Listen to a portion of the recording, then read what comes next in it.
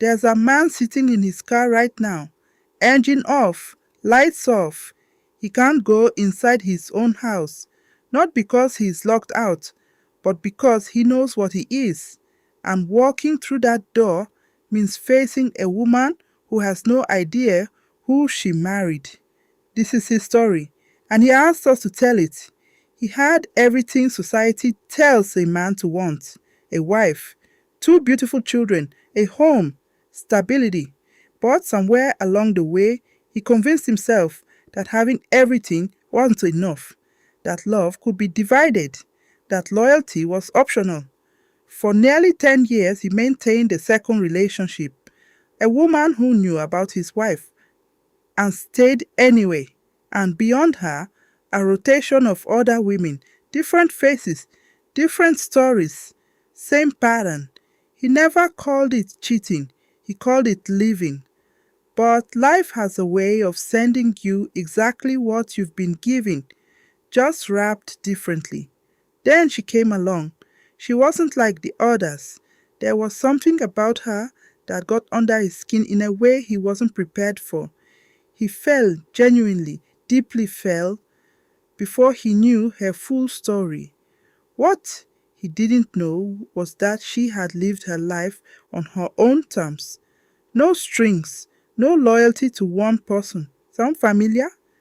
By the time he found out who she really was, it was too late.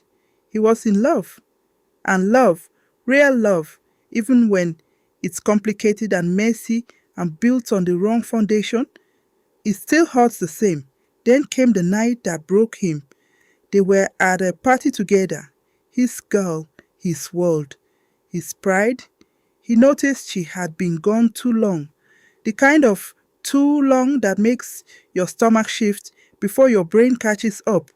He found her in a washroom with another man. He didn't scream. He didn't fight. He just stood there. And something cracked open inside of him that he couldn't explain. He pulled her outside, and in that parking lot, with music still thumping through the walls behind them, he demanded an answer. She looked at him, calm, almost unbothered, and said something that destroyed him quietly. "What exactly did you expect from me? Not mean, not cruel, just honest." And in that moment, he heard something else underneath her words. He heard his wife's voice every late night, every excuse, every time she smiled at him across the dinner table, not knowing who he had just come from. What exactly did you expect? He went home that night a different man, quieter, slower. His wife was still awake.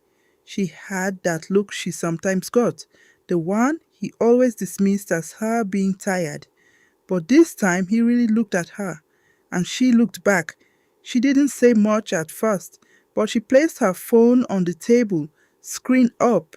She had found something, a message, a name, then another name. She didn't cry right away. That was the part that hurt the most. She just sat there and asked him one question. How long? Not, who is she? Not, how could you? Just, how long? Because deep down, some part of her already knew. Women always know. They just wait for you to respect them enough to tell the truth. He couldn't answer, and his silence answered for him. That night, she took the children to her sister's house, and he sat alone in the home he had built, surrounded by everything, feeling like nothing. This is what rock bottom looks like for a man like him. It's not dramatic. There's no breakdown in the rain, no cinematic collapse. It's quiet. It's sitting at a kitchen table at 2 a.m. with the lights on and realizing that every person you hurt is asleep somewhere right now, and none of them are thinking about you. The girlfriend moved on before the week was over. The other women, gone, because none of it was ever real. He had built a life out of connections that had no roots, and when the wind came, everything fell at once. He thought about his kids, the way his daughter runs to the door when she hears his car, how his son still thinks he's a superhero, and he wept, not for himself, for them. Here's the part of the story most people don't want to tell because it's uncomfortable. He didn't become a better man because he got caught. He became better because he finally got honest with himself. The cheating was never about the other women. It was about a man who never dealt with who he was. A man who used validation from others to avoid looking inward. A man who confused conquest with confidence. The girl at the party didn't break him, she revealed him. And sometimes you need to be cracked open to see what you've been hiding inside yourself. He called his wife. She didn't pick up the first time or the second. On the third call, she answered. She didn't say hello.